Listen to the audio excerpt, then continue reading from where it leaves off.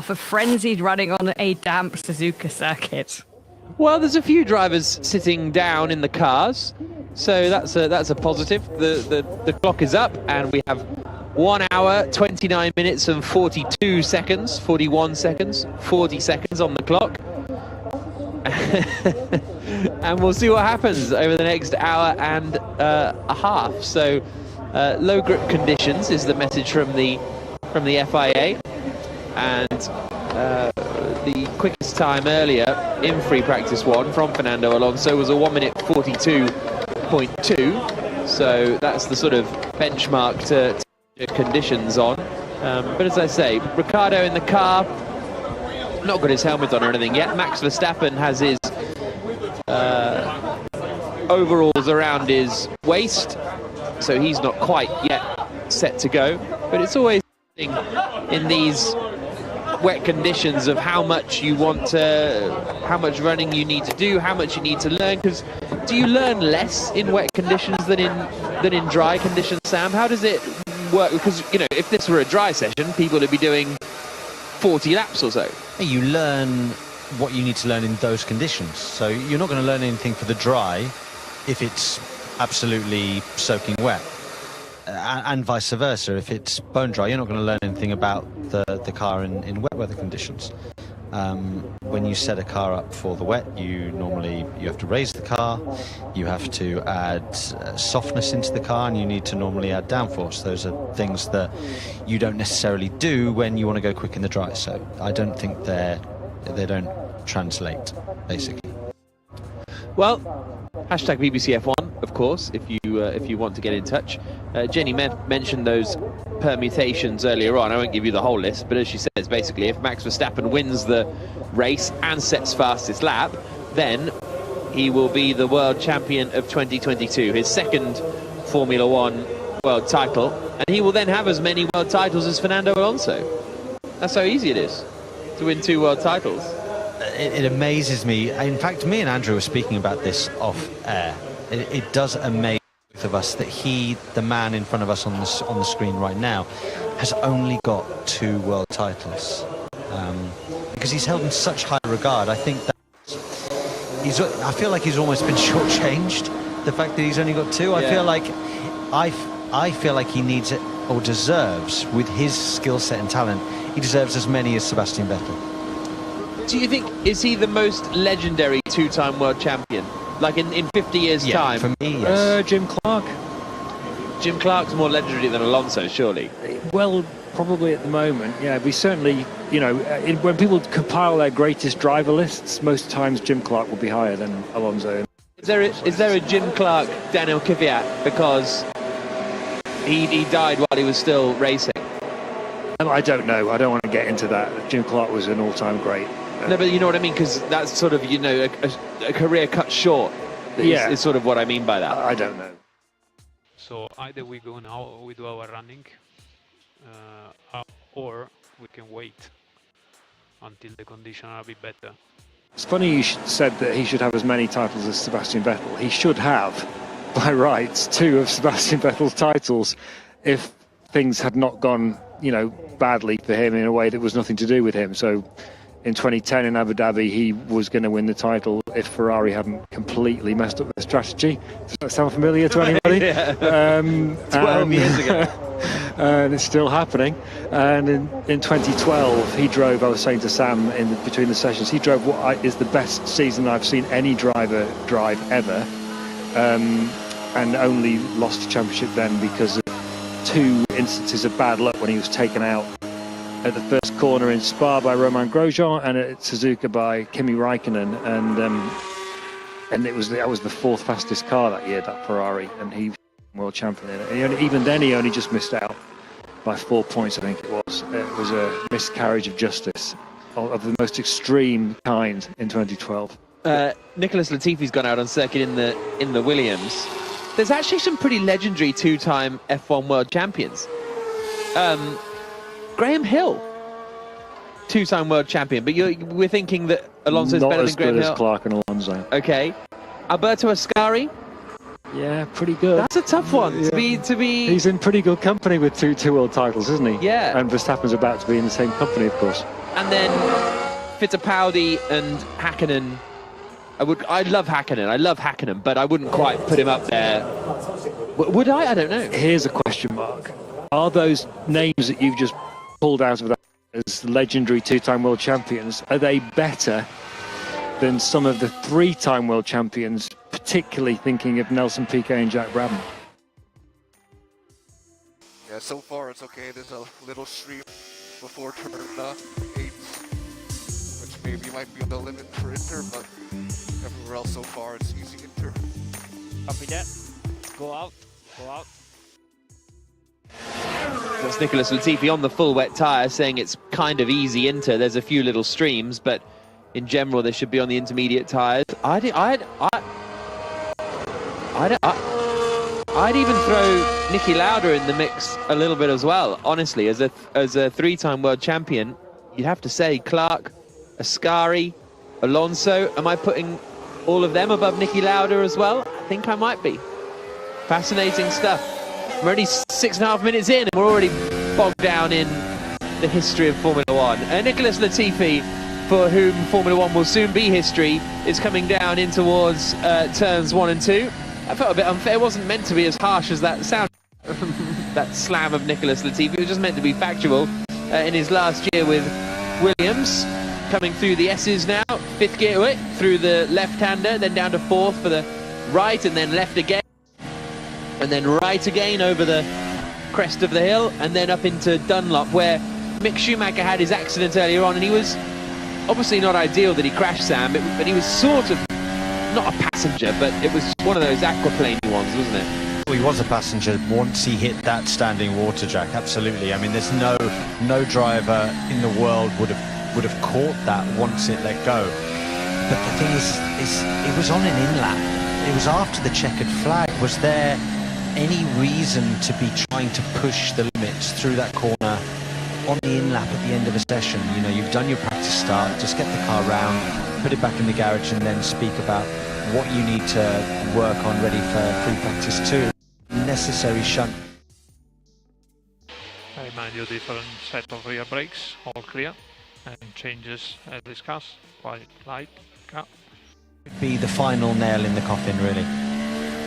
Carlos Sainz has left the pits as well on the wet tyre. Stu G says, yeah, for a moment I thought Jack was comparing Jim Clark to Daniel Kvyat, and but yeah, I do use Daniel Kvyat as a Cockney rhyming slang basically for caveat, so I find it amusing. Els says, can I get a good luck for my first shift at my new job tonight? It's a night shift, so I'll finish and get home just in time for qualifying. Wow, good effort. Good luck, Els. Latifi down towards turn 1, down to 130 miles an hour as he swings it into that right-hander. And it's Latifi, Sainz and Ricciardo all on circuit, and they've gone out on well, Ricciardo's gone out on a wet tyre. They only had 3 laps on the board, but Sainz has gone out on the full wets that he was running in free practice 1, so they're not burning through another set of tyres just yet, with 1 hour and 21 minutes on the clock. Latifi coming through the first sector. The other Williams of Alex Albon is just heading out now as Carlos Sainz comes through 130R, and then onto the brakes into the right-hander of the chicane, through the right and the left, and then down the hill and out across the line to start a lap in the Ferrari. So Latifi quickest on a 1 minute 56.4 was his lap time, and as I say, it was a 1 minute 42 earlier on for Max Verstappen, so still quite a way off the quickest lap times, but he's on the intermediate tyre as Sainz comes through turns 1 and 2. Ricciardo on circuit in the McLaren, Albon on circuit in the Williams as well, so fairly pleased with how many cars have headed straight out onto the track to get a little bit of running in. As I say, they are presumably anticipating some wet running further into the weekend. Sainz is 1.4 seconds up on Nicholas Latifi through the first sector. Now he's through the The second Degner, bit of a slide and a struggle to get back onto the power, but he gets it done in the end. It is still raining out there, so the track conditions not improving massively, and everybody is staying out there on the full wet tyres. Adam Mitchell says, rain or shine, I'm just happy to see F1 back at Suzuka.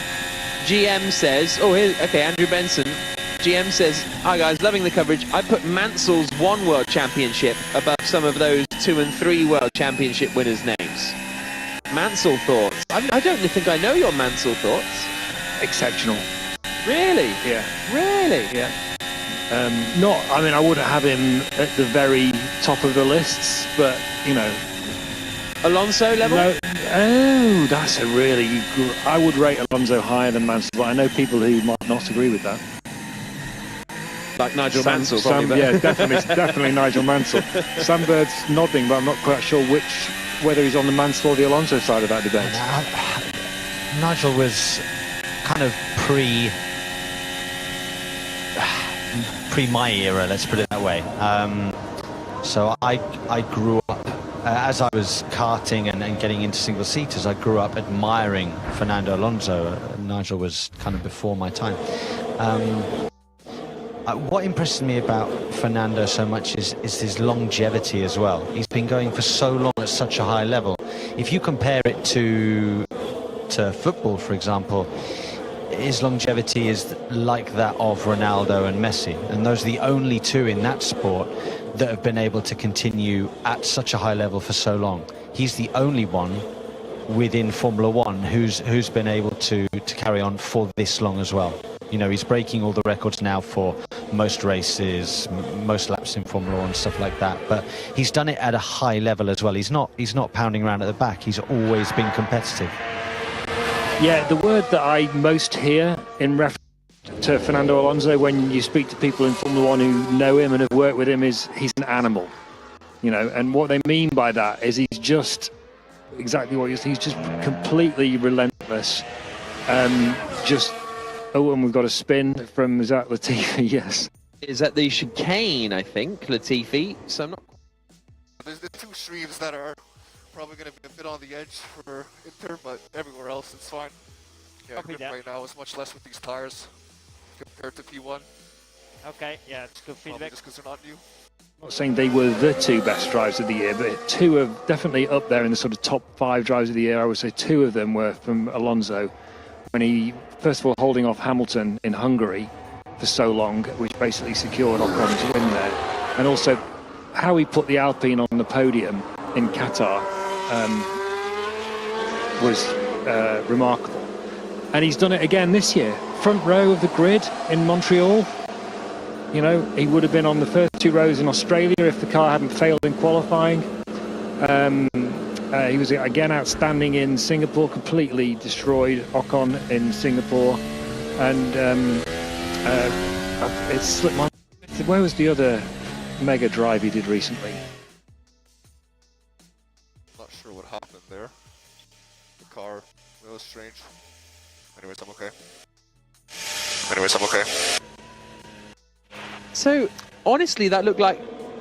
This isn't what happened, but what it looked like with Latifi was that he got lost and took the wrong chicane entry, is what it looked like. And I'm sure that isn't what happened. The case. But why but he was by the pit lane. Why did he suddenly turn off? It looked like the car was in some kind of, potentially a limp home kind of mode, because he was going extremely slow through 130R. And then it's as if he's turned off because he's got an issue and didn't want to hurt the car or the engine or gearbox or something, but then realised he's so close to the pit lane that he might as well carry on. And feedback on track condition when you can. Yeah, clearly extreme now. I mean, we could go Inter, but too much risk for FP. And feedback on track condition when you can. Yeah, clearly extreme now. I mean, we could go Inter, but too much risk for FP.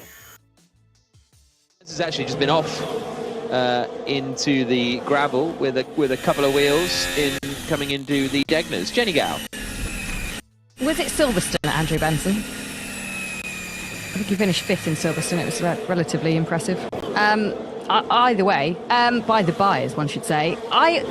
Listening to you guys talking about Alonso, I get it, I do, but he's had the most starts of anybody. This will be his 351st. As you said, he's had some blistering drives, he's had chances to win more championships and hasn't. Doesn't that just mean that he's a driver with wasted opportunity? No. I mean, that's very critical in another world, but he's had so many opportunities. He hasn't taken it. Is he the Hulkenberg of World Championships? Yeah.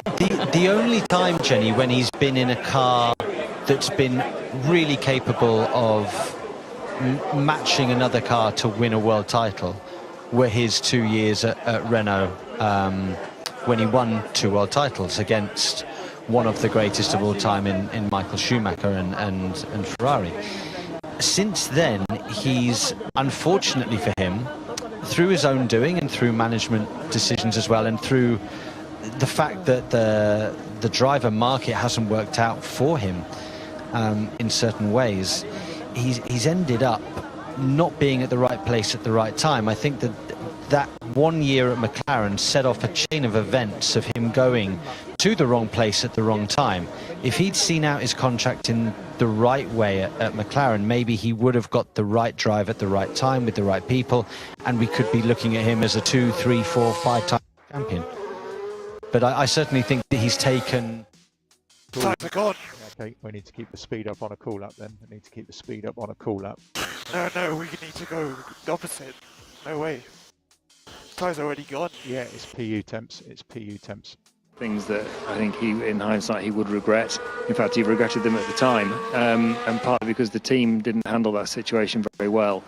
And since then, as someone put it to me a while back when I was researching a few articles on Fernando Alonso, when he should have gone to Red Bull, he went back to Renault. When he should have gone to Red Bull, he went to Ferrari. When he should have stayed at Ferrari, he left and went to McLaren. And here he is at Alpine, and you could argue he's just done it again. When he should have stayed at Alpine, he's gone to Aston Martin.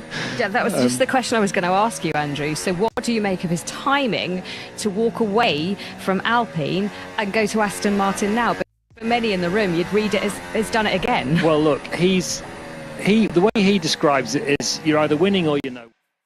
So you are standing by because driver on track reporting the track is getting worse. Well, I believe money is involved. More money for another year.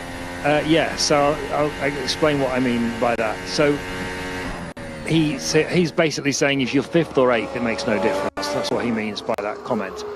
And he typically, for Alonso, did a very compelling news conference performance the race after the summer break, when he came back and we got the first chance to ask him about why he'd made that decision to go to Aston Martin and not stay at Alpine. He talked about trust by the team, and I think what he meant by that partially was respect. So he wanted a 2-year deal from Alpine. He wanted to stay at Alpine. George Russell's apparently been saying on the radio that his rears are nowhere, so he's got no rear grip. And Alpine were messing about and offering him a 1+1 contract, you know, so next year, and then you can stay for another year if you're still quick. Meanwhile, by the way, they were also annoying Oscar Piastri and lost him to McLaren, which is another angle on the same story.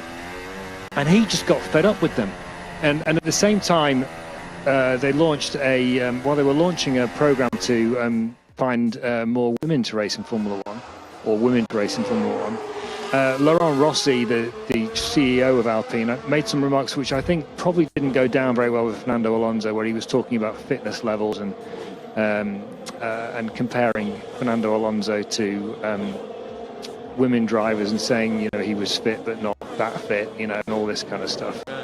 And he's probably thinking, I put your car on the podium in Qatar last year and the front row in Canada this year, and you're questioning my levels of fitness, my level, and whether my performance level is going to drop off within the space of the next 12 months.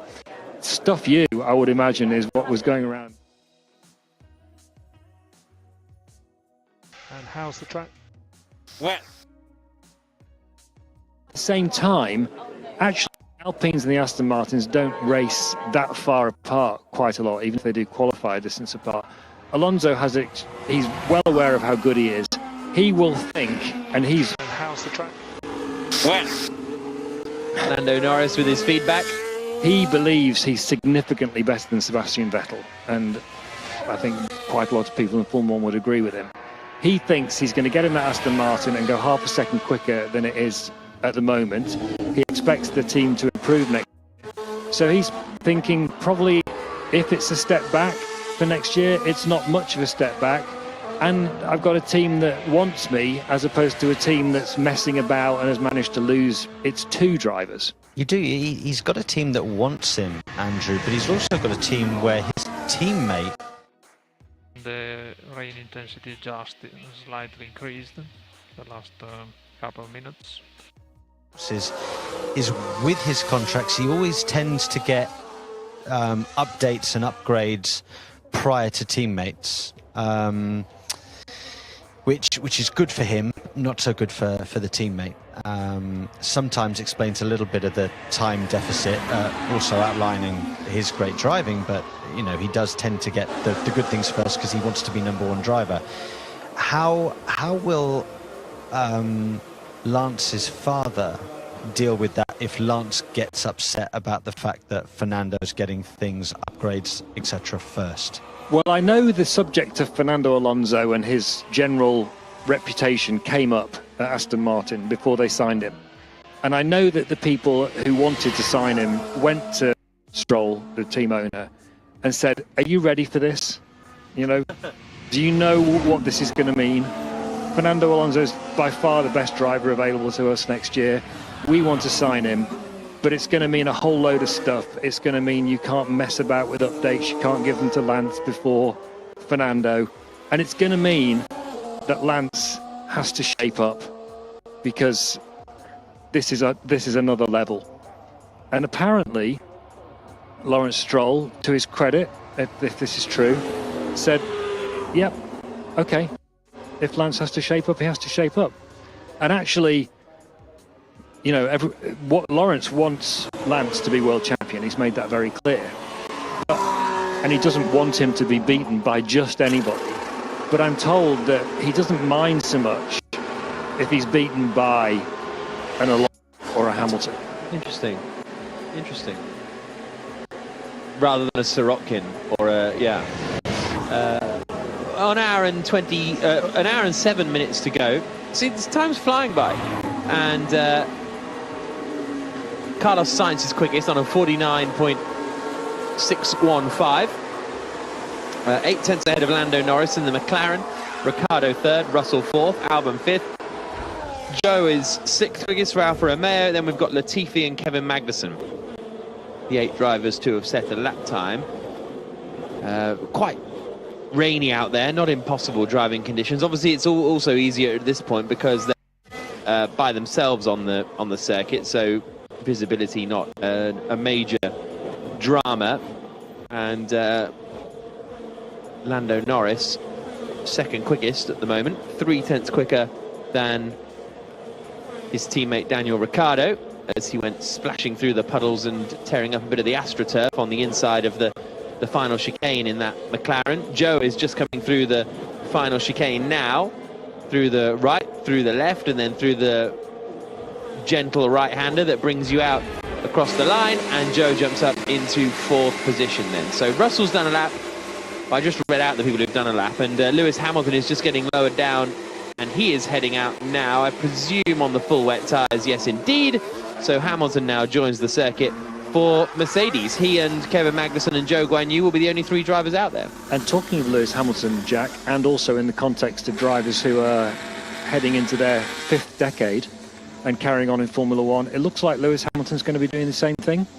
He was saying yesterday... Heading into their 5th decade, so your 40s is your 5th decade, isn't it? Oh, right, sorry, I thought you meant 5th decade in Formula 1. No. But, yeah, okay. I was just about... I was thinking the same. I was thinking, hang on a second. Hamilton's been sort of hinting at this at various times through the year, but yesterday he was saying that he basically...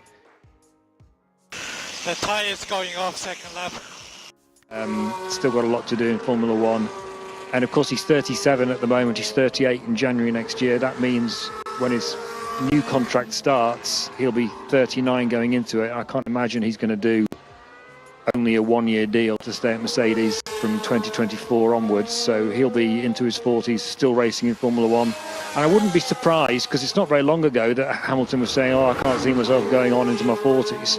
And it was a very common vibe thinking Hamilton was a pro. You know, those dominant Mercedes years, it was sort of a he's going to quit soonish. Well, he kept this because he kept probably I think he kept saying it. But then as time went by, he stopped saying it, and I think he realised, A, I'm still enjoying it. B, I am a racing driver. You know. Well, I think that might be the key part, because it does feel like he's not stopped dabbling in other stuff, and obviously there's been the. Okay, if we see a lot of understeer, we could box for a flap adjust, or we could come back into the garage and think about that setup change that we were talking about before. Understeer in the medium speed.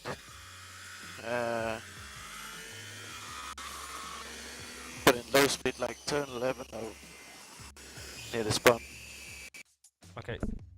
What he has found as a direction off track is his sort of trying really hard to make a difference on diversity inclusion and inclusion in motorsport, and he sees that as his big goal for the rest of his career. And I think he feels, I mean, he says he's going to be with Mercedes for the rest of his life, but he can make more of a difference while he's still a Formula One driver and still has a really high public profile. He feels at the moment, stick around for longer and really make that count while he can. And at the same time, I was going to go on to say a minute ago, I think he's looked at Fernando Alonso, his former teammate. You know, they hold each other in the highest possible regard. You know, Hamilton, when he gets asked who's the toughest driver you raced against, he always says Alonso. And he's looked at Alonso and seen the level he's performing at, having turned 41, and thought, well, if he can do that, so can I. And so he's about to do it. Yeah, I think that's a really good point with the diversity push that Hamilton's on, and that all, I would, you know, broadly say started being, you know, a big thing in 2020 with Black Lives Matter and George Floyd, and that kind of triggered, I think, this change in Hamilton almost to the point where that became the main focus, Jenny. Yeah, and I think people were more willing to listen and be receptive to the fact. I think he would always have said that he wanted to push that agenda, just didn't feel unable to, and now he does, which is fantastic. And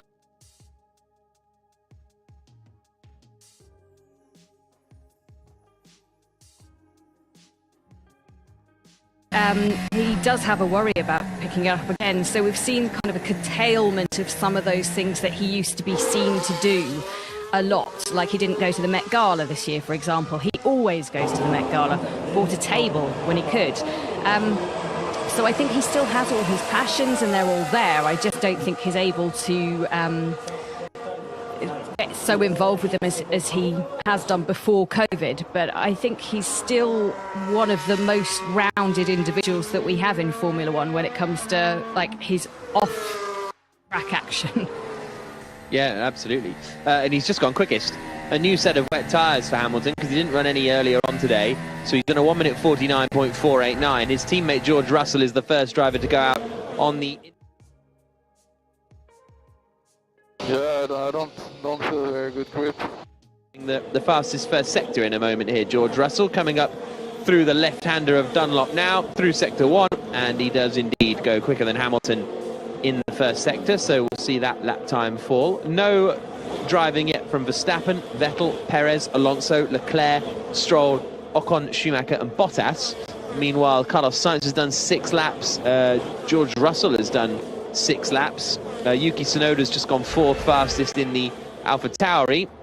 Russell is coming through the middle sector with 1 hour and 40 seconds left on the clock. Tsunoda, as I say, just gone up to 4th quickest, a 10th quicker than his teammate Pierre Gasly on that last lap. And Russell is the only driver out on the intermediate. I think AlphaTauri could be very interesting next year in the fact that you will have potentially pretty much a rookie in Nick de Vries. I know Nick and raced against him many times, and I think he's a super talent. But Yuki Tsunoda will be the team leader. I think it's an interesting place for AlphaTauri to be. They've had Pierre Gasly, who I think has been a strong team leader for them over the last 3 years. I know he's had 2 years now in Formula 1. Is he a team leader? And we'll find out, I suppose, next season. He's just really young, Yuki Tsunoda, isn't he? I'm just going to have a look. He's 22, Yuki Tsunoda. So, yeah, this is his 40th, 38th start this weekend, but still only 22. Nick de Vries is 25? No, he's got to be older than 26. That. Oh, as we see Russell nearly go off purple sector 1, but then 27. Very wide. 27, Nick de Vries. But yeah, Russell's gone quickest, 1 minute 46.891. But yeah, de Vries 27, Tsunoda 22, Jenny. Question then, can you come into an F1 team not having driven you know, lots of F1 as a newbie, let's say, next year, and still be a team leader? Because he's led other teams, just not in Formula 1, I suppose, and I kind of feel like he'll come in and just take over as team leader automatically. I don't even know if that's possible to do. De Vries is a really, really smart He'll be man. fine. He'll be fine. Yeah. I find it interesting, though, that the less good of the two Mercedes Formula E drivers is the one that suddenly everyone in Formula 1 is talking about, and because the better one, who got Tires are in a good place. For me, I don't particularly disagree with you, honestly. If I had to hire Stoffel Van Dorn or Nick de Vries, it's a really tough choice because they're both excellent, I would be personally leaning towards Van Dorn, and that's the sort of this weird thing with de Vries, where suddenly everybody's clamoring for him, and oh my, wow, everybody needs Nick de Vries. We want to get him. We want to sign him. We want to sign him. Oh, we've missed him. It's like, well, but there's loads of other good drivers out there, and it was, so it's a very weird scenario. They're both brilliant drivers, but I think. But if you missed out on de Vries, why wouldn't you go for Van Dorn? You know what I mean? Like, I think he's locked into his. But if you're going for Formula E drivers, then you could pick 10 guys on a similar level. But I think that the cards just fell from. As we see a replay of George Russell just getting it wrong a little bit on the exit of what's that right-hander called? Degner. Sorry, Degner. And running very wide. That won't do that floor any good at all. Going back to Nick de Vries, he was just in the right place at the right time. He's done a very good job with Mercedes, with Aston Martin, with Williams in some testing and some free practices. And obviously Van Dorn wasn't there that weekend because de Vries was scheduled to do P1 with Mercedes. No, sorry, with Aston Martin. He did that, and it wasn't his best session. There were some mistakes there. He didn't do too many laps, but then Albon got ill, and all of a sudden, because he's there as the designated one that weekend, he gets the opportunity to drive. Now, if Van Dorn had got that P8 and done well in the race in Monza, who's to say that it wouldn't be Van Dorn in de Vries' shoes right now? It just so happened that he's the one that got that drive at that time, did that job, and therefore he's getting the opportunities and he's being touted as the latest and greatest. But it's also a situation that there aren't that many drivers around. AlphaTauri wanted Colton Herta and the FIA wouldn't. Let's not get bogged down in it now, but they wouldn't make an exception for his super license. Obviously, there's been a big debate in Formula 1 about whether that was the right thing or not. Then they still look like they're going to be letting Pierre Gasly go to Alpine as long as Alpine pay them the compensation that's required of them. I think that will happen. So now they've got a gap. They've got to fill it with somebody. The Red Bull driver program's dried up. So, okay, well, let's put in someone who looks like he might be pretty decent. Also, I think you want someone who's going to be in that car. If you've got Yuki Tsunoda in the other one, you want someone who's got experience. You want someone who... I was losing grip throughout that lap. Copy that. I'll be taking full lap. As you say, Sam, he's obviously a very talented driver. He's going to tick a lot of those boxes. It's a low-risk choice for AlphaTauri when they've got a seat to fill alongside Yuki Tsunoda, I would say. Yeah, no, I don't disagree at all. Tsunoda has just changed onto a set of the intermediate tyres and is now coming up into the hairpin left-hander. His teammate Gasly's just gone third quickest on the intermediates. Hamilton's gone faster than Russell by 9/10 of a second. So Hamilton quickest now on a 44.2. So we're only 2 seconds away from the lap time set earlier on. So it's the rain's easing off by the looks of things.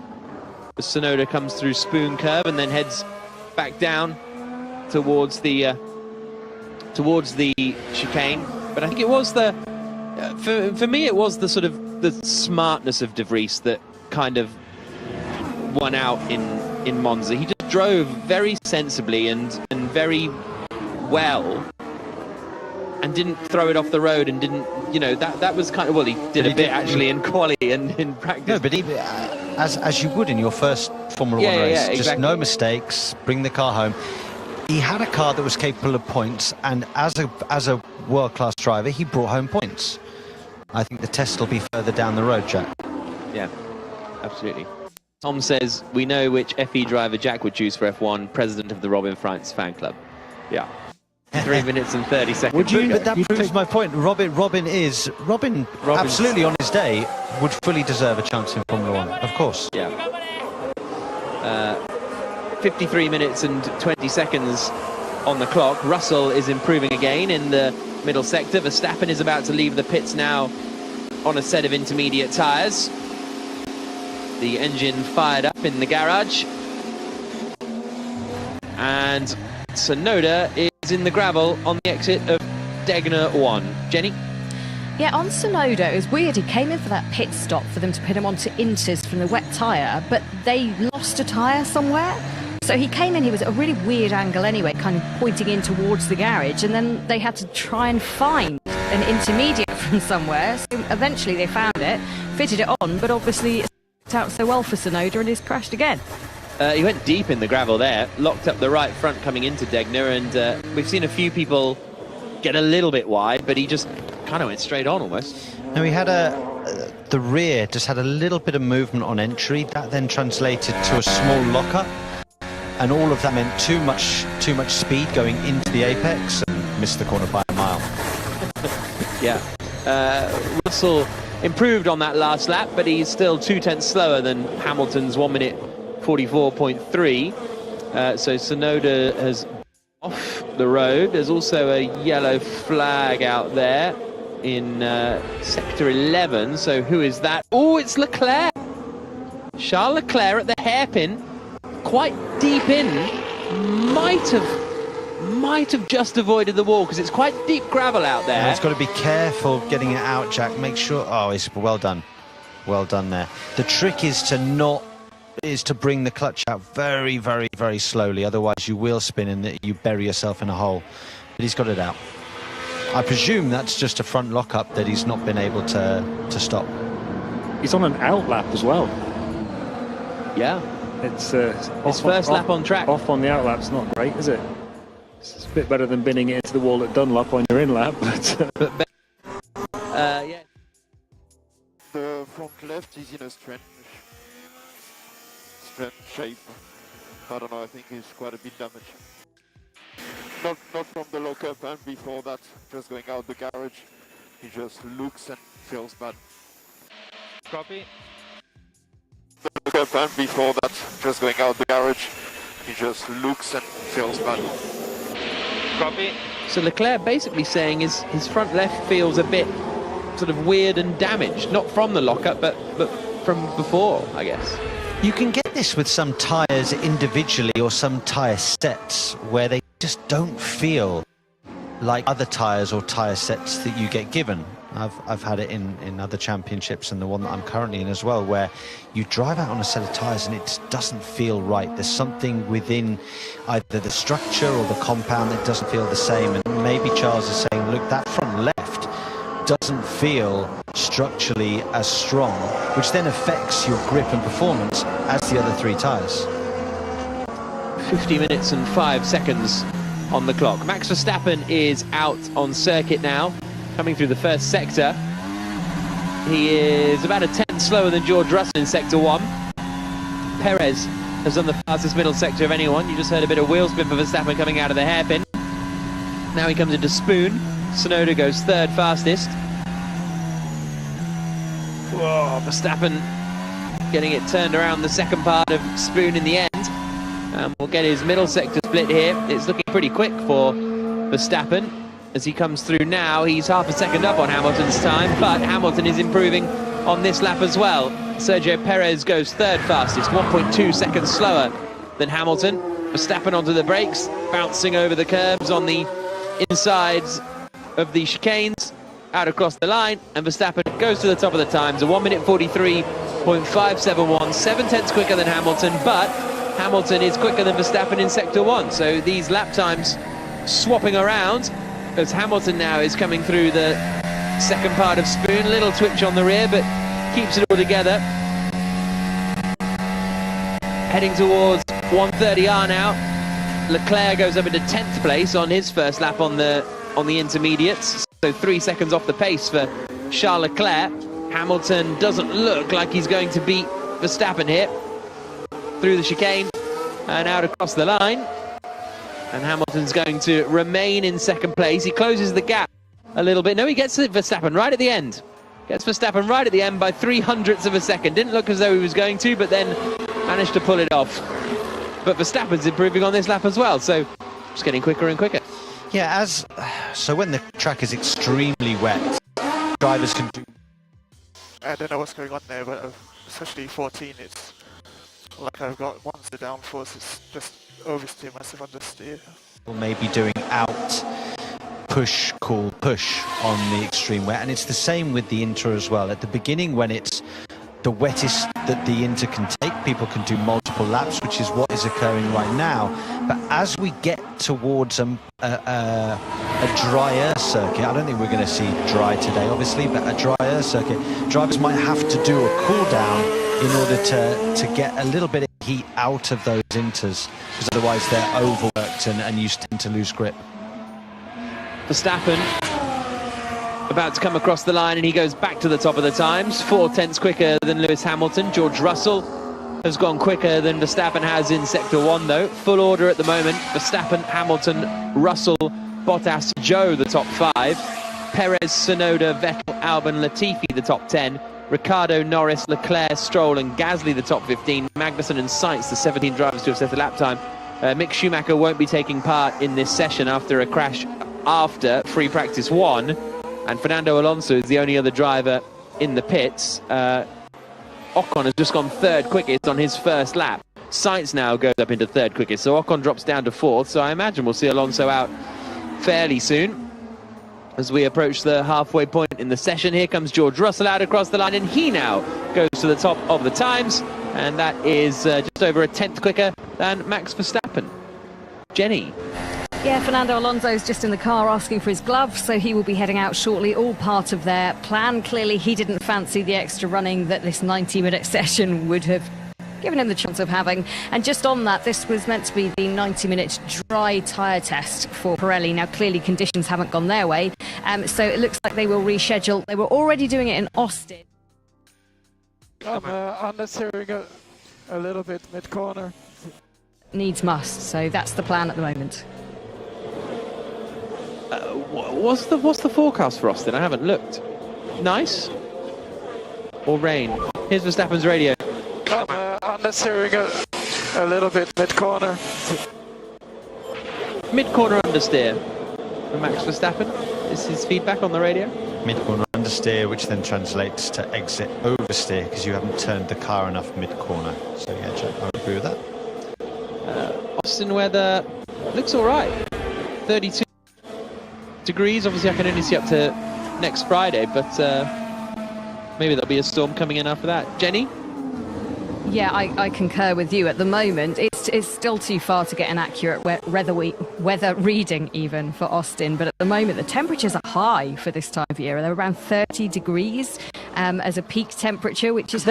Used to. There have been some cold Austins. Freezing cold, but then we used to do running a lot earlier. Do you remember getting up in the morning at like 6 o'clock to go to the track, and it would be still dark and freezing cold, and then as the day went on it would get warmer and you'd be like, okay, this is good now, I can bear this not 6 degrees. Yeah, but then you'd be in the bar by 3. Those were the days when F1 ran because of us rather than the fans. Exactly. 45 minutes to go in this second free practice session ahead of the Japanese Grand Prix this weekend. Joe is improving on this lap, so is Perez, so is Vettel, but George Russell is 1 minute 42.9, a tenth quicker than Verstappen, half a second quicker than Hamilton. Those are the top three. Sainz is 4th quickest now. Leclerc only got to 6th fastest, 1.8 seconds slower than Russell, and has then returned to the pits after 4 laps, Charles Leclerc. So not a huge... His Ferrari, not a huge amount of pace in Sainz's either. Obviously, can't read too much into free practice 2. Let's not get confused. And actually, Russell, Verstappen, and Hamilton and Sainz have all just left the pits. So they all came back into the pits. They're now all out again. So Leclerc may well do the same shortly. Andrew Benson. Also, remember Jack Leclerc was saying that his front left felt weird, so it presumably carried on feeling weird for the rest of that run. Yeah, we'll see whether he comes out on a new set if he does emerge again from the pit lane. Perez is improving on this lap, as I mentioned, but he's still a second down on George Russell as he comes into the chicane. Currently 13th fastest, Sergio Perez. This will probably jump him up to about 6th place, but I imagine slower than Esteban Ocon's Alpine, and he pits anyway. So into the pits comes Sergio Perez. Maybe he didn't have enough fuel to do another lap. I'm being facetious after the qualifying problem for Max Verstappen. Daniel, we need to box to make a front brake tape adjustment. We need to box this lap, please, box. Okay. Kane, 17th fastest at the moment. Stroll, 4 seconds off the pace of Russell, and 2 seconds off the pace of his teammate. Doesn't really find any time there, only found a 10th of a second, so he's now 1.6 seconds slower than his teammate Sebastian Vettel, who's 12th at the moment and is on a cool-down lap because he just improved on that last lap. Bottas is on a push lap now, and we'll see what the front runners do in a moment. 42.5 minutes to go. Vettel 12th in the standings with 24 points, which is more than Lance Stroll. Stroll has 13 points this season. Vettel had that really kind of strong run of form, didn't he, in the middle of the season in Monaco, Baku, Canada. The car looked quick, but they got it wrong in qualifying with tyre pressures. How are the front tires? Front tyres a little bit on the cold side. Rear tyres in the window. It's been a weird season for Aston Martin. Verstappen 100th down on Russell after Sector 1. So small little trivia question for you, Jack. Oh, I like this. Small little trivia. Sebastian Vettel has won the Japanese Grand Prix in 2009, 2010, 2012 and 2013. Who won it in 2011? Andrew Benson, you're not allowed to answer because it's too easy for you. Oh, was it Alonso? No. 2011. Hang on, 2011. Come on. Weber? No. Go on then, Andrew. Put him out of his misery. Jenson Button. There we go. In fact, not only that, it was Jenson Button's greatest drive, Jenson Button says. Really? It was a really good race, actually. It was a three-way fight between Button, Vettel and Alonso. And that was why I think Jenson enjoyed it so much, because he'd Was it dry? beaten those two. Yes, yeah, it was a terrific one. Yeah. 2011 Japanese Grand Prix. I've got no recollection of it. What was I doing? I'll find out what I was doing that weekend. I seem to remember he was very good on the tyres and he just cruised past people with a handful of laps to go. As George Russell is coming towards the end of his lap, squirming out of the final corner and puts in a 141.9 to go, 2.5 tenths clear of his teammate Lewis Hamilton. Mercedes are looking good in the wet. Do you know what, Sam? I was going to say something about that. I know it's only wet, so you can't read too much into it, and it's also only Friday practice, so you can't read too much into it.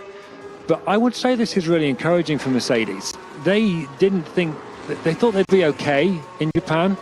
They didn't think it would be one of their best circuits. They thought Red Bull would be miles ahead of everyone, but they would have a chance to beat Ferrari. But I would say that this is looking better for them. I'm excited. I'm much more excited about this weather at Suzuka than a dry track at Suzuka for qualifying, because I think if it's a dry track for qualifying, I think Max Verstappen will be on pole position. No questions asked. Or maybe Leclerc will be close to him. But if it's a damp or wet track, I think you throw Mercedes into the equation. And I also think you throw Fernando Alonso into the equation as well. I don't think that it'll just be a Max Verstappen show. I think you've got potentially 7 cars that could occupy potentially the front row of the grid. The other thing is that Hamilton was saying that the Mercedes was really difficult to drive in the wet. So the fact that they can be this quick in the wet, here's some radio. Yeah, front tires are getting way too hot through the lap. Yeah, the track is just improving more and more though. It's not drying up, but much less water. Copy that. To finish my point, the fact that it can be this quick in the wet in a car that hasn't been that good in the wet so far this year is also encouraging for Mercedes, not wanting to get carried away. Jenny? Just on that, Toto Wolff is not in Japan this weekend. He's not at Suzuka, and he says because of the increasing number of races, it seems likely that everybody will have to stop missing races at some point or another. I believe this is a second race he's missed in his tenure with Mercedes. So my trivia challenge to you, do you remember when he missed his first race? Oh. This is niche information. Was it when he broke his arm, Jenny? Or did he make that race? Remember he broke his arm a few years ago? I remember him breaking his arm. Yeah, he turned up with a broken arm at one of the or definitely in a sling. I don't know whether it was. I can't remember. I think he.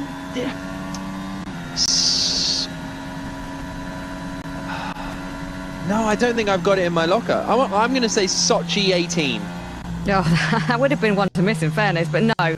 Brazil 2013. Oh, was that after the title was won? No, Jenny, there's definitely been another one since then. Because if you remember, there was that time a couple of years ago when he was talking about, I'm going to miss a few races. I don't know whether I'm going to carry on as in this current role and what have you. Yeah. There was definitely when he was a in race. Contract negotiations. Yeah, there was definitely a race a couple of years when he's not been there. Okay. It's either I'll Mexico or Brazil is the one I'm thinking of. Yeah, interesting. 37 minutes and 22 seconds on the clock. 9th of October 2011, that Japanese Grand Prix. I have no recollection of it at all, and I was not working that weekend. So I don't know why, I don't remember it. What's the weather forecast? What's the weather forecast? It doesn't look like it's raining at the moment. Or if it is, it's very, very light. Yeah, we think there will be a bit of a dry window, and then it should get worse. That's what we think at the moment. And Andrew Shovlin. It was Shovlin, that was it. I couldn't quite put the second voice in my head. So yeah, it was Andrew Shovlin, the second voice, saying we're in a bit of a dry window. So we'll see what happens. Russell and Hamilton are in the pits. Verstappen, Sainz, Perez, Ocon, Alonso and Zhou all out on circuit. Maybe you know what? Was it a good race, that 2011 Japanese? I might watch it. I might watch it later on old F1 TV. Just want to watch. Yeah, I might. 36 minutes and 13 seconds on the clock. Well, what's the best ever Japanese Grand Prix? That's the next question.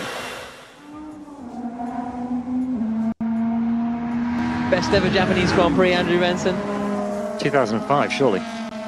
Was that Fisichella and Raikkonen coming through from the back? Yeah. The whole field came through from the back, more or less. Really? That was the 130R move with Alonso and Schumacher as well, same race. So you love reverse grids? I wouldn't say that, but that was a great race. Any others?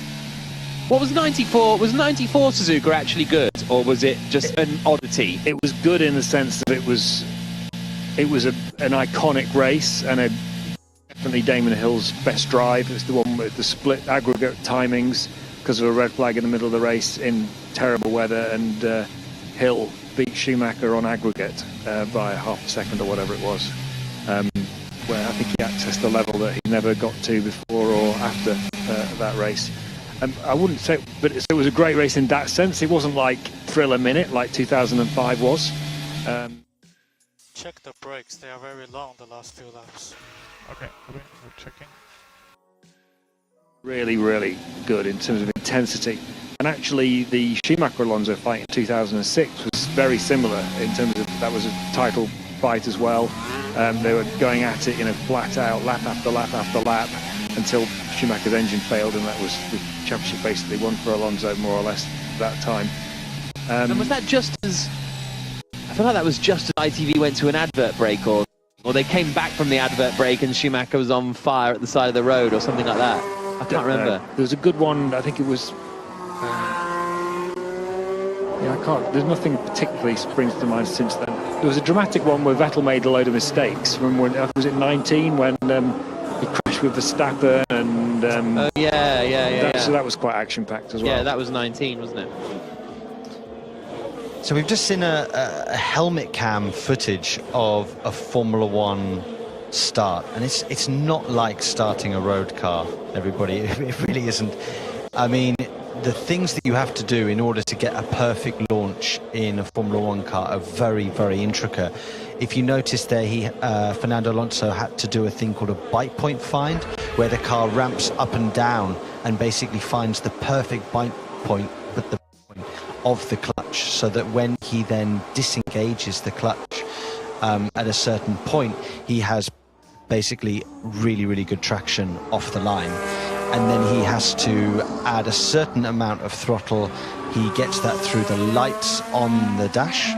He has to basically hold that throttle for a period of time. There'll be a beep in his ear, and then that tells him that he's above a certain speed, and then he can start trying to apply more throttle. And he was in second gear. And he started in second gear, absolutely, to try and stop initial wheel spin. 33 minutes and 0 seconds on the clock as Alonso comes down the hill out of the chicane, currently 7th fastest in the Alpine. A little bit of a wobble as he comes across the line, but we'll see what lap time this is for Alonso. He is on the same set of intermediates that he's been running all day. Andrew Benson. Sean Connery's with us in the booth, everybody, this afternoon. Yeah. The second gear start in his hire car, I believe, earlier. Needed a bit more rev. Slightly different outcome, but... well, no, it was a very similar outcome to Max Verstappen in Singapore. Well, absolutely, yeah. Went into anti-stall. Amit says, was it 1998 when Schumacher stalled on the formation lap and had to start at the back trying to chase down Hakkinen before he had the engine failure? Yes, that is true. Thumbs up. Sound you can hear is Fernando Alonso. Formula nerds reckon Brazil GP 2019 was the last time Toto Wolff missed a Grand Prix, so we can add that to your list. We can. In fact, that is the only race he's missed. My record's incorrect. 2013, he was there. 2019, Brazil, apologies for my mistake there, was the first race he'd missed until this one, so this becomes the second race he'd missed. He will miss more apparently next year. I've spoken to the team a little bit about it, and but wouldn't it be ironic, bearing in mind his cars are in first and second at the moment. I know it's only free practice, but they're still looking for their first win this season. Toto Wolff not there to witness what performance they do. However, it is fair to say that they have a whole setup back at base for him. Wherever he is, he can tune in. He does every debrief. He's very much part of the team, even though he's not there. Yeah, you can do so much remote these days. Got a little bit more rain here now. Winner now works for Chip Ganassi Racing as sort of a driver advisory sort of thing. And if he doesn't go to a race, he can sit like just because I presume Toto Wolff's going into Brackley and being in the mission control and stuff. One, I would presume. But Dario Franchitti has all this stuff like just at his house, and he can join the debriefs and all the calls and everything. He can radio the driver in the car from his house. It's nuts. Got a little bit more rain here now.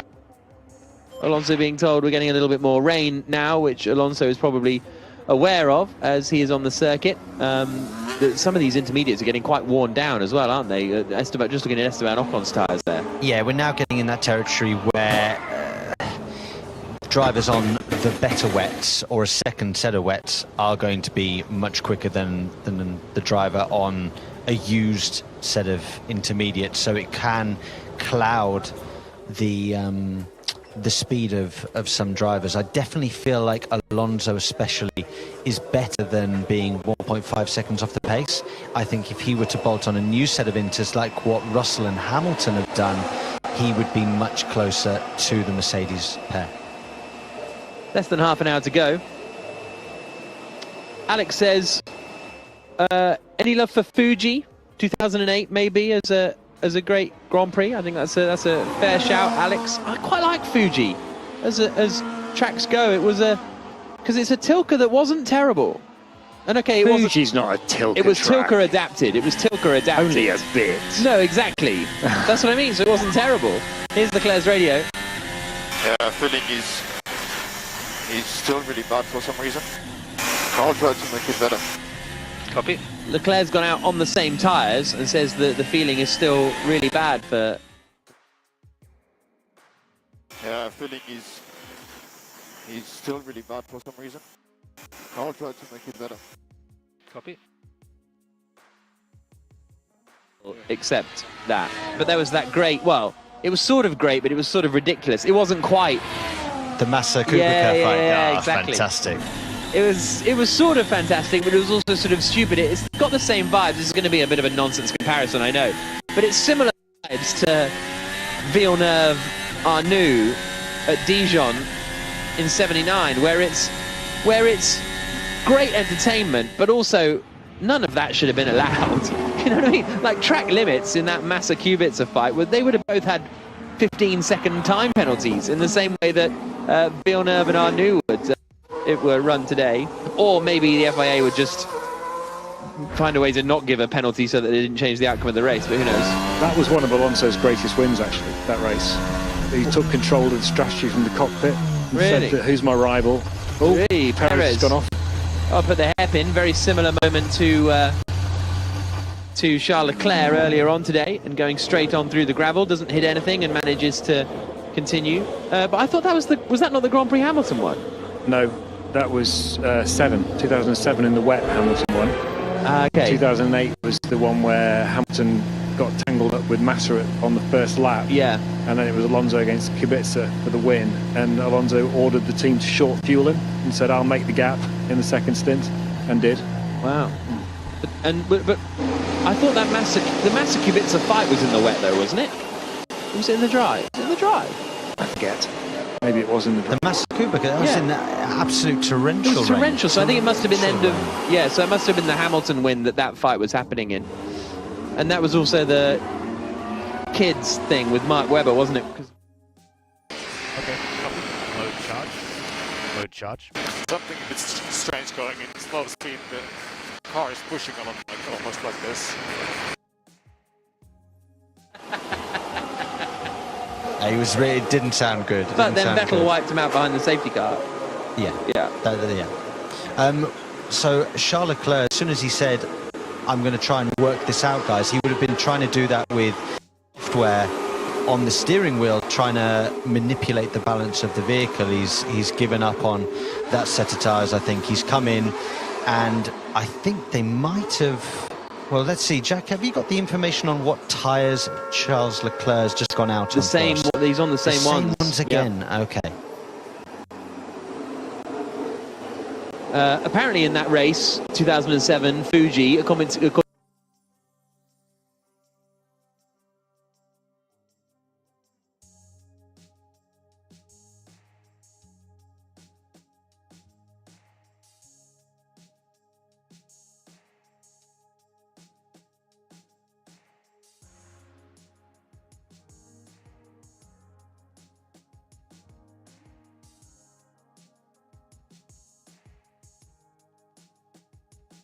on a new set.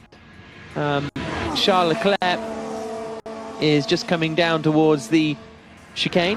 Ellie asking, why is this free practice half an hour longer than normal? Well, the plan was to test some new Pirelli tyres, but because they're dry weather tyres and it's raining, they won't be testing them, but they didn't shorten the session. So an extra bonus half hour for all of you hashtag BBC F1 listeners. And it's not too bad so far. I don't think this has been a bad broadcast. Leclerc into the first couple of corners, still on that same set of intermediate tyres as he now comes into the S's, Jenny.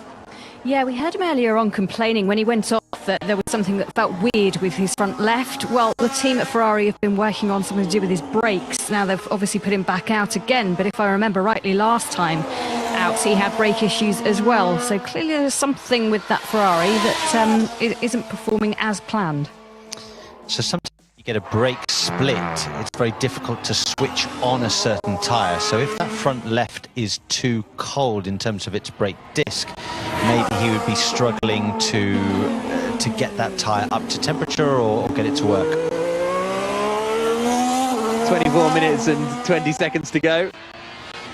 Hamilton on and out, so he's just been through the pits on those new intermediates that he's on. Leclerc is coming up towards Spoon through the left and then back on the power down towards 130R now. He is improving this time around, but compared to George Russell, he is 2.5 seconds down on the Mercedes driver as he now comes towards the chicane underneath the Ferris wheel, through the right, through the left, and then back on the power. And where's this going to put Leclerc? Maybe up a few spots. He's currently 10th, and he manages to move up to nowhere. 10th still for Charles Leclerc, 2.7 seconds away from George Russell at the moment, so it's not particularly rapid from either of the Ferraris, you have to say. Mercedes looking quick out front, both 0.8 of a second clear of Verstappen and Perez, who are 3rd and 4th. Carlos Sainz is 5th, Alonso is 6th, Bottas, Ocon, Zhou and Leclerc the top 10. Then it's Latifi, Albon, Magnussen, Tsunoda, Vettel the top 15. Norris, Ricciardo, Stroll and Gasly, the 19 drivers. Mick Schumacher not taking part in this session after a crash earlier on. A great look at some Mercedes intermediates that are just steaming by the side of the pit wall. Absolutely, it's amazing how much heat a Formula One car generates into its... And you'll see that, Jack, even on an extreme wet tyre, when it comes in, and if you leave it to sit there, it will steam. Very surprising to see McLaren so far down, so far off the pace as well. I mean, Ricciardo is within 1/10 of Lando, so you would have said that they would have both done representative laps, and those are the lap times that they can do right now. That's 4 seconds off the pace for the McLaren pair. That's worrying. Yeah, they are. Although Friday is always quite difficult to read anything into McLaren, and in fact Singapore was quite difficult to read anything into McLaren because they didn't really look like they were on the pace at all. Norris was saying we're going to struggle to get into Q3. Then he qualified really well in the wet conditions, as he so often does.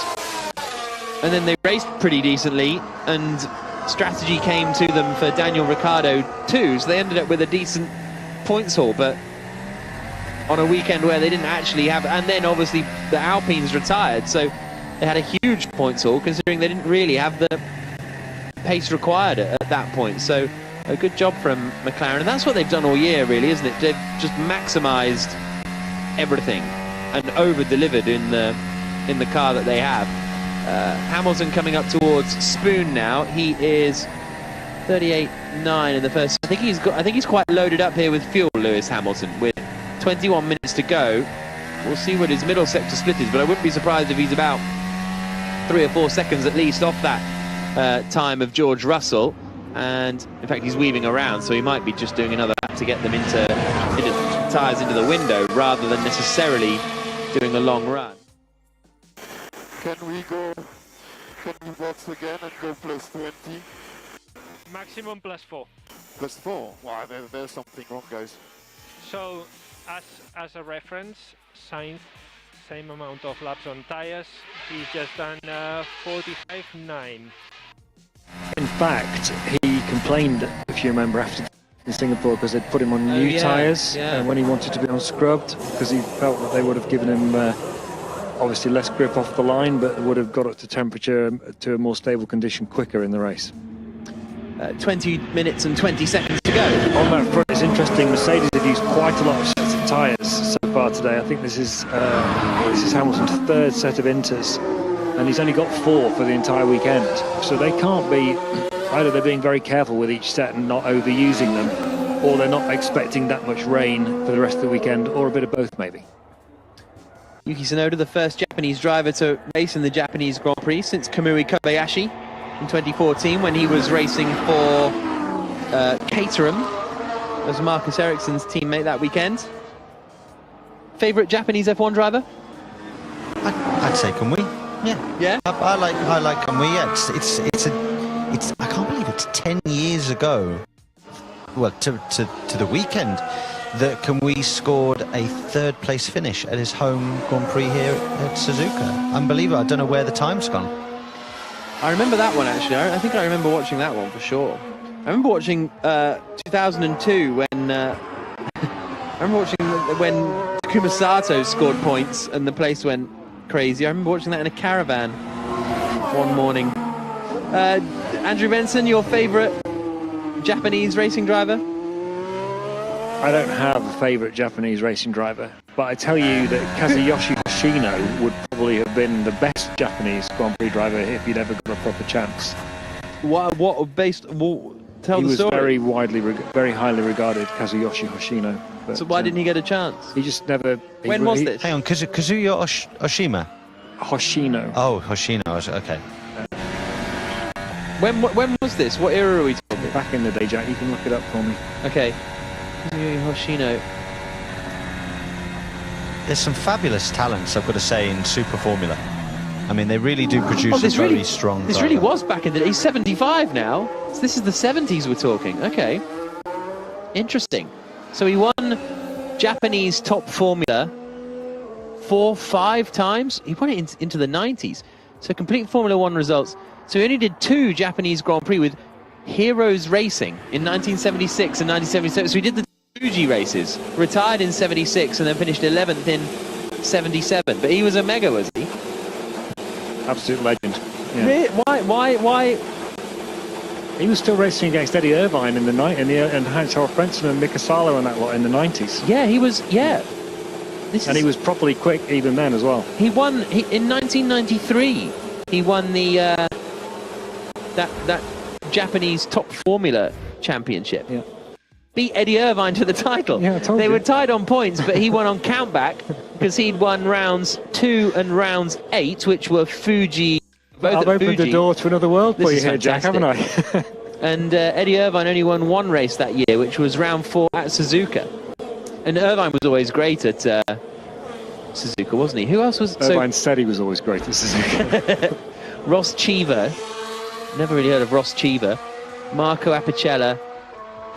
Thomas... Andrew Gilbert Scott. Heinz-Harald Frentzen finished 9th in the championship that year. Who's Andrew Gilbert Scott? I recognise that name. Anyway. Yeah,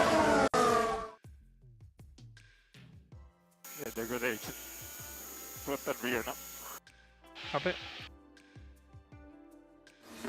So Sainz saying he's got degradation front and rear. I always have a soft spot for Yuko Katayama, just because he was just seemed really cool, and then he just climbed Everest, didn't he? He climbed Yukio Everest. Katayama, yeah. I always used to be Yukio Katayama on the Formula 1 1996 game on my PlayStation. What, in the Tyrrell? Yes. Yeah.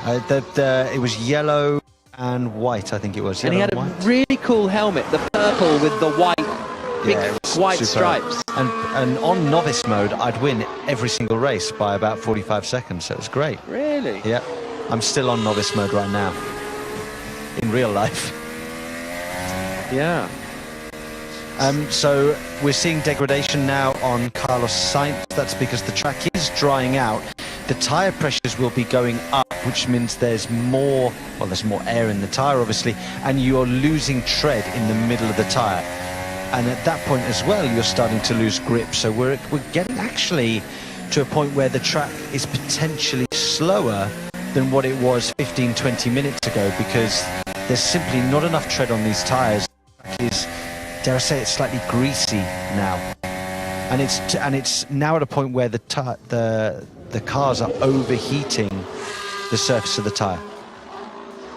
Apparently, Kazuyoshi Hoshino set the fastest lap on his Grand Prix debut at Fuji in 76 while he was running third before ended up retiring.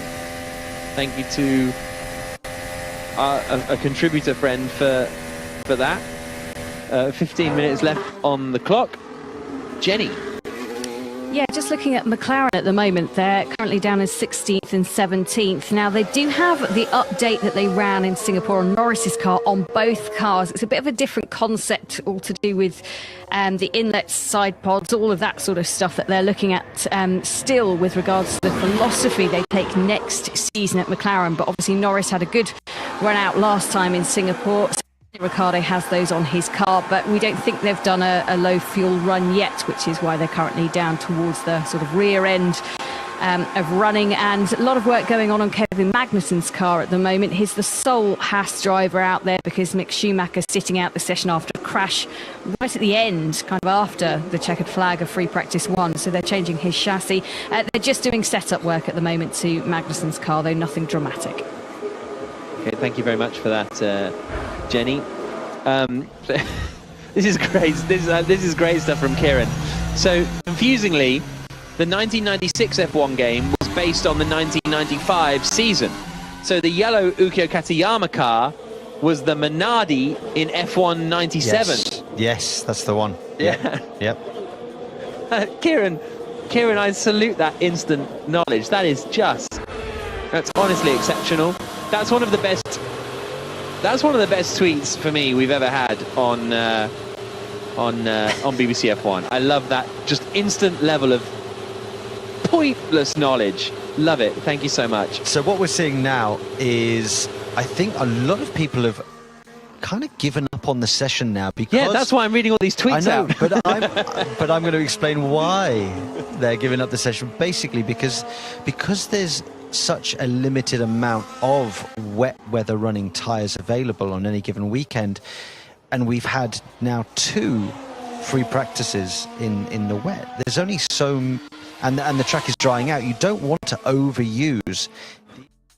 Go out and stick on a new set of inters and go to the top of the timesheets, but then you'll be hampered for the rest of the weekend. So quite a few guys now have parked the car. They've said, right, we've learned what we needed to learn for the wet, and we'll save the tyres for tomorrow and potentially Sunday if there's wet weather on the way. Jenny?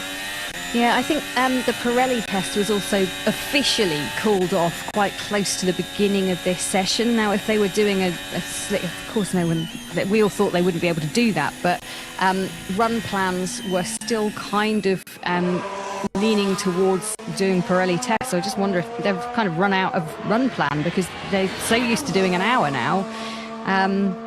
They don't need an hour and a half, which I think can only be a good thing in the life of Formula One. Yeah, I think also in a wet session you're always a bit more sort of flexible anyway, aren't you? It's always a bit more, when's the rain coming, when's it dried up, when's a good time to be on circuit. So I think there's some of that element to it too. Sainz is still on circuit in the Ferrari, 5th quickest, but he comes across the line through a 45.9, so he's about 4 seconds off the pace in his lappery at the moment. 11 minutes and 40 seconds to go. Quite a lot of you getting frustrated that we haven't mentioned Takuma Sato. Miles says, best Japanese drivers. No one's mentioned Takuma Sato, still driving in IndyCar. And Daniel says surely Sato as well. I think there's a fair argument that he's a objectively double Indy 500 winner. I mean, he's probably the best. Amazing. Yeah. I would say. I think he got an F1 podium for I'm pretty sure as well. The producer reckons it was the 2004 US Grand Prix. I'll check that, but yeah. I just love Kamui's style. I think he's great fun. I think what he's done not only in Formula One, but the lap that he put in. So tyre temps have stabilised. Front in the window, rear a little bit hot. In Formula E in Hong Kong will forever make me chuckle. What did he say? So we were asked in the media pen after the race in Hong Kong what you think of the race in 3 phrases, and he just said no breakfast, no lunch, no radio. Yeah, I remember that. Which makes you already a hero. forgot about that. He did. Was that his only race weekend for Andretti? That was indeed, yeah. 10 minutes and 15 seconds remaining. That man earlier who was dressed in full Sebastian Vettel kit with the helmet and everything is now in the paddock and taking photos of Daniel Ricciardo, who, you know, beat him in 2014. So we'll see whether there's any bad blood there between pretend Sebastian Vettel and real Daniel Ricciardo. Less than 10 minutes to go in the session. No one has improved for a while. The order is still Russell, Hamilton, Verstappen, Perez, Sainz, the top 5. Alonso, Bottas, Ocon, Zhou and Leclerc, the top 10. Latifi, Albon, Magnussen, Tsunoda, Vettel, the top 15. And then Norris, Ricciardo, Stroll and Gasly, the 19 drivers. Not a huge amount. Gasly's done 10 laps in this session, but hasn't really set a super time. Tsunoda's just coming around the final corner to do another lap, so maybe some running for Tsunoda. 48.0, so that's actually only 3 seconds slower than he's managed previously, so maybe a bit more fuel in the car for Tsunoda, but it's certainly not the sort of a start of a race kind of stint, with 9 minutes exactly on the clock. Yeah, long running. We haven't spoken about long running. I've got a man sat next to me that knows much more about. I think the rotation is getting worse and worse, especially left corner, lap by lap. Yeah, but that's not hard, though. Rude. Well, I decided not to bother logging any laps this session because there was no point. Are you going to bother writing a website story? I am this time. You are for this one? Okay, fine. I'll even update it later, Jack, with more information. Oh, really? Yeah. 8.5 minutes to go. What have you made of this session, Andrew? Or what have you made of the day? Well, it's a day where you can't draw any conclusions, isn't it? But I would say... Are you surprised how much running we've seen? I'm a yes. bit. So that's point one. Surprised by how much running, how many tyres the teams have used, which I think suggests that they all think that the weekend's going to be largely dry. And I would also say that, as I was intimating earlier, I think this is a good sign for Mercedes on a track where it wasn't among the ones that they would have picked as their strongest, and they're not that great in the wet either, or haven't been. Certainly weren't at Singapore last weekend. To be 1-2, it's a positive sign for them. I wouldn't want to get carried away by it, but positive sign. I was just about to say that. I really don't think we should get carried away. This track is very, very sensitive to the amount of moisture on the surface, and you can go a lot quicker if you find the right window and have, you know, a new inter on at the right time. You should be or can be very close to the top of the timesheets. Pierre Gasly is the sound you can hear coming up towards the two Degners with 7 minutes and 13 seconds on the clock. He's 2.4 seconds down on Russell in Sector 1, so this will be a weightier run for Pierre Gasly with a bit of fuel in, although he is improving on this lap, so I think he must have just done pretty much high running for most of the session, as he now gets the power down just about, coming out of the hairpin and heads down towards Spoon. Mark says Satoru Nakajima had to race with Senna as a teammate at Lotus in the iconic camel livery in the 1980s. That's very true. A tough benchmark as a teammate there. And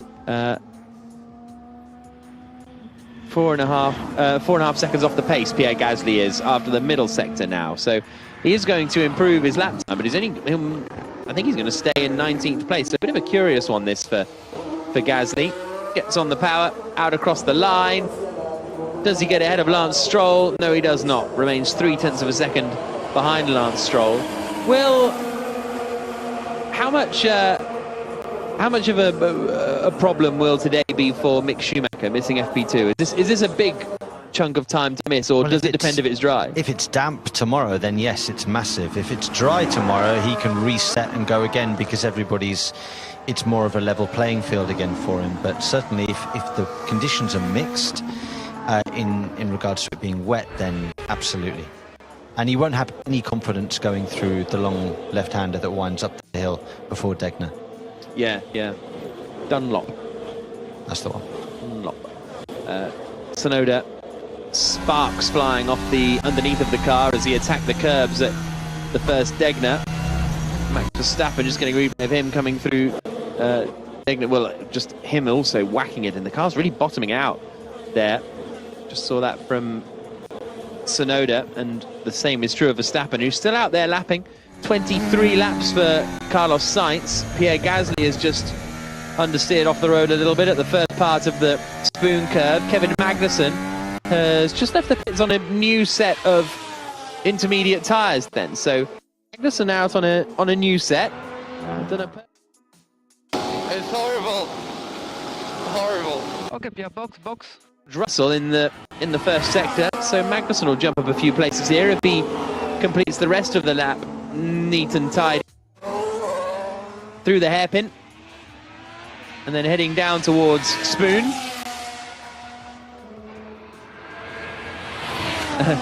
And Jesse says, surely the BBC F1 chat about best Japanese driver ought to include Taki Inui.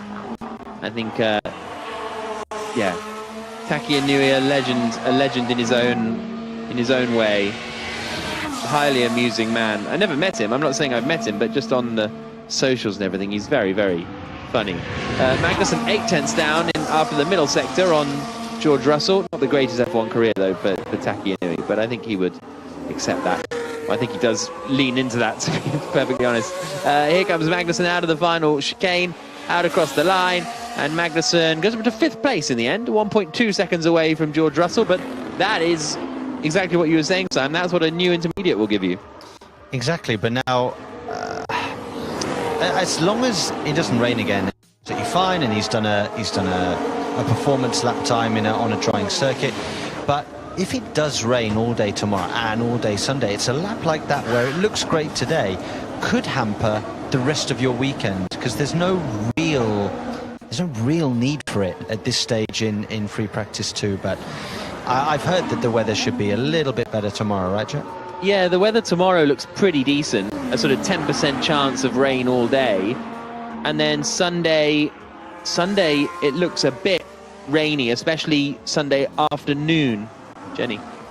Yeah, just on that, obviously the Haas team had been doing work to Kevin Magnussen's car. They'd done quite a big setup change, so I wonder if they just wanted to send him out to a really representative. Now.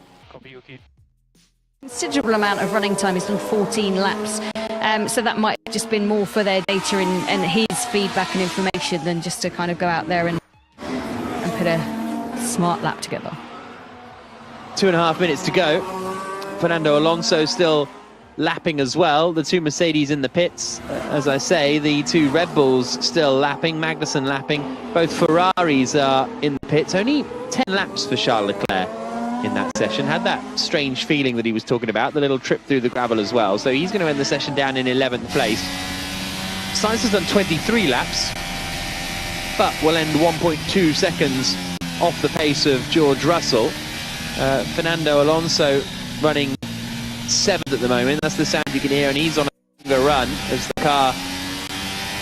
Here's Verstappen's radio. Oh, that is no grip.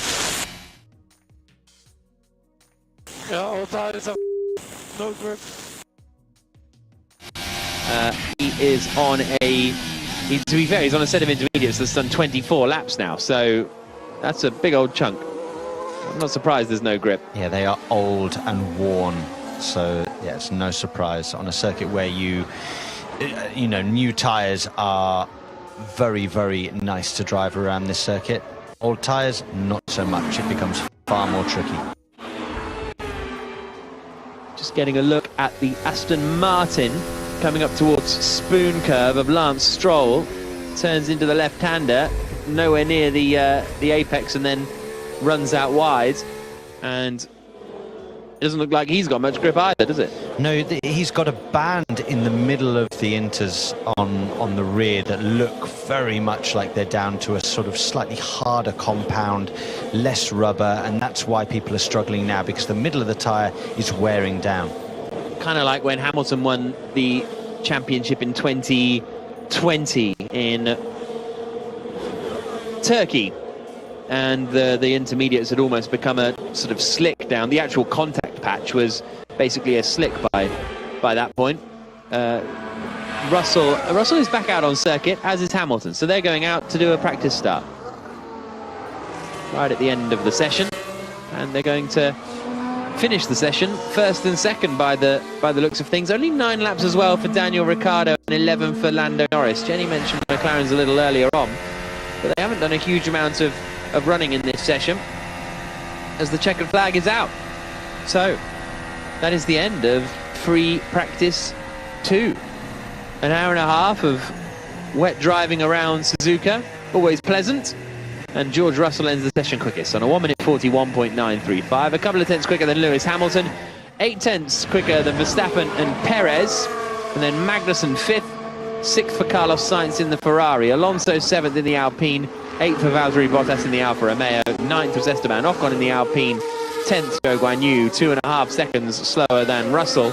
11th for Charles Leclerc in the Ferrari after only doing 10 laps, less than half the amount of running of George Russell, and was 2.7 seconds slower than the Mercedes man.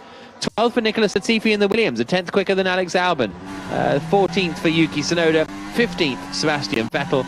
Norris, Ricciardo, Stroll and Gasly, the 19 drivers that set a lap time. Gasly did 13 laps and ended up 5.1 seconds slower than Russell. Mick Schumacher not doing any laps after a crash after free practice 1 earlier on today.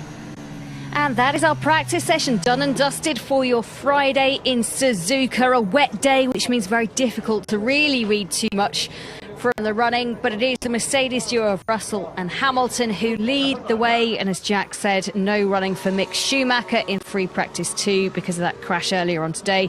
He'll have a lot of confidence building to do tomorrow, when... We are expecting drier running tomorrow, and that could change the complex of the day.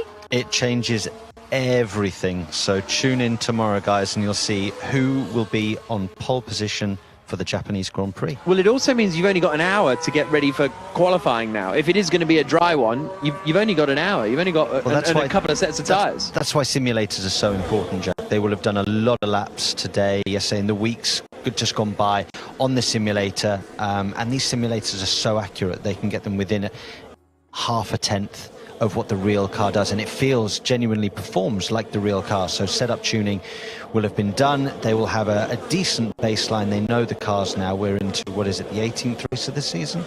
So I'm sure everybody... How was the track condition? There's more water on the inside, but it's fine. Really, who can stop Max Verstappen if he were to win the race tomorrow needs to finish second. And hope fastest lap goes elsewhere as well. But he didn't have the best of days today, struggling with brakes, struggling with the tyres, had a little run-off as well, Jack. And he's going to have to find something tomorrow, isn't he, if this World Championship is going to be pushed over to America? Yeah, but today could be completely irrelevant over the course of the weekend. I think that's the thing. Interestingly, most people lining up on the left-hand side of the grid to do their practice starts because it's really quite wet on the right-hand side. But yeah, the Leclerc thing will be a bit of a concern for Ferrari, but it could be entirely irrelevant if tomorrow they end up with the quickest car in dry conditions. Fair point. And Sam, pole around here. What do we think? I mean, obviously you always want to be on pole if you can do, but how easy is this track going to overtake on first time here with the new cars? Everyone says, oh yeah, slightly better overtaking, but will it be a good test of that rule here this weekend? I think so. I think there is potential to overtake. I mean, we've seen some cracking races here in the past. We were speaking between us here of the great race between Alonso and Schumacher with the overtaking to 130R, where some of the cars literally came from the back and found themselves at the front. It can happen. Will we see a mixed up grid if it's dry? I don't think so. I think that we'll see the normal protagonists at front, but I do hope that we get some overtaking this weekend. It would make for a cracking Japanese Grand Prix. Yeah, it certainly would, and that's what we want the first time we're back here for a couple of years, having done Singapore last weekend and then Suzuka. We've got Australia, America still to come, with Mexico, Brazil and Abu Dhabi rounding out the season, so plenty of action still to come. And Jack, just briefly, Russell Hamilton topping that. I know it's kind of irrelevant because it's a wet session, but if you had to pick one for pole, who do you see getting it? Hamilton, probably. Yeah. Yeah? Sam? But I'm not but to be clear, I'm not picking Hamilton for pole. That's just out of the choice of the Mercedes drivers. Well, that's the only choice I gave you. Yeah. Sam, what do you reckon? Hamilton, Russell? I think if it's dry, Hamilton, but if it's wet, I'll go with Russell. Okay, love it. Mix it up. But it won't be a Mercedes on pole, in my opinion. So clearly. Yeah, so right, next up, it's Australia versus the West Indies. That's a little bit later on in the cricket. Thank you for joining us. This has been an IMG production for BBC Radio 5 Live.